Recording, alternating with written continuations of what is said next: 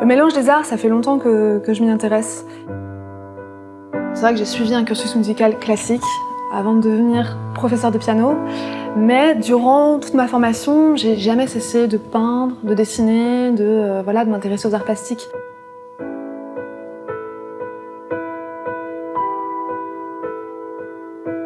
Et donc c'est vrai que c'est assez naturellement que j'ai souhaité croiser ces arts dans mon enseignement.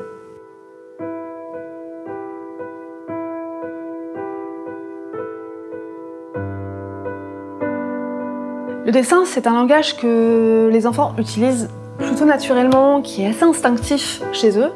Et plutôt que de leur demander une interprétation précise, de leur dicter quelque chose, souvent, j'ai préféré leur demander de me dessiner, par exemple, ce qu'ils entendaient. Et cette approche-là, ça m'a permis, moi, de mieux comprendre leur propre perception des choses, de voir que quelque chose de simple pour moi ne l'était pas forcément pour eux, à travers le dessin.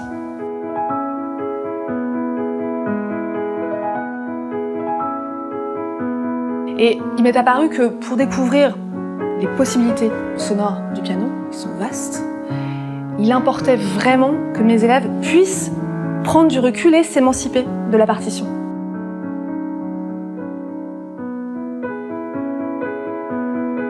J'ai vraiment pensé cette méthode comme un outil qui puisse permettre aux professeurs de s'initier au mélange des arts, mais aussi pour répondre à plein de questions qu'on peut se poser en tant qu'enseignant. Comment rendre ces élèves plus autonomes dans leur démarche créative? Comment les placer davantage en interprètes dans le cadre d'un cours? Comment les inviter à créer, à faire appel à leur imaginaire? Ou même comment les initier à l'analyse musicale dès leurs premières années d'études?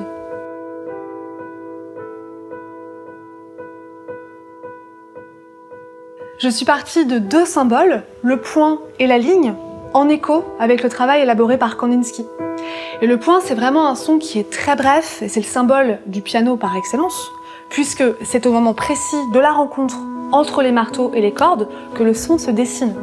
Mais c'est aussi un symbole qui appartient au langage écrit et marque la fin d'une phrase. Et c'est vrai qu'il m'arrive assez souvent d'utiliser cette comparaison quand je travaille les piquets avec mes élèves, entre un crayon qui écrit un point à la fin d'une phrase et le doigt qui appuie sur la touche du clavier de façon très succincte. Dans ces deux intentions, l'idée du mouvement demeure la même, concision du geste et rencontre entre l'outil et le matériau. La ligne, au contraire, est un symbole qui est beaucoup plus linéaire et qui peut renvoyer à des instruments tels que la flûte, l'orgue ou des instruments à vent, et elle permet très facilement de figurer la durée du son, par exemple.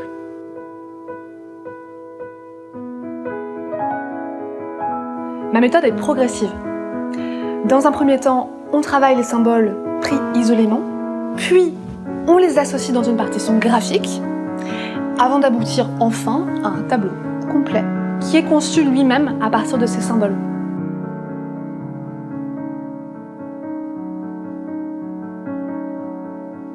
Ces tableaux peuvent être figuratifs, abstraits ou narratifs. Et les tableaux narratifs empruntent leur code à la bande dessinée, puisque ce sont des planches avec des cases dans lesquelles se déroule une action progressive. Et on revoit du coup différentes notions comme l'écoulement du temps, la notion de dialogue qui est commune au dessin, à la musique, mais aussi à la littérature.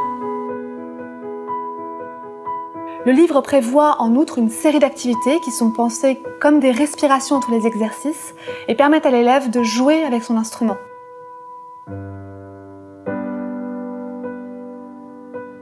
J'ai souhaité faire cette méthode de façon à ce que le mélange des arts soit au service de l'autonomie artistique des élèves, mais aussi qu'elle permette un temps d'échange plus horizontal avec l'enseignant, c'est-à-dire que l'enseignant n'est plus le dépositaire d'un savoir, mais aussi un interlocuteur qui est disposé à recevoir les propositions et les interprétations de jeunes musiciens.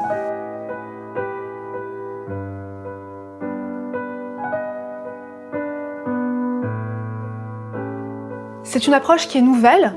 J'ai donc souhaité, en début de livre, proposer un avant-propos qui reprend différentes notions théoriques autour du mélange des arts et de son apport dans la pédagogie musicale. Mais je vous propose aussi un chapitre qui reprend différentes notions pédagogiques ou les principes à suivre pour une bonne prise en main de la méthode par le professeur.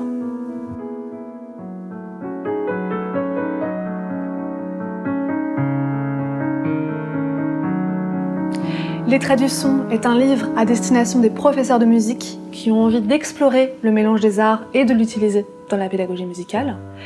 Il est publié aux éditions de La Tour et est disponible dans les différentes librairies musicales.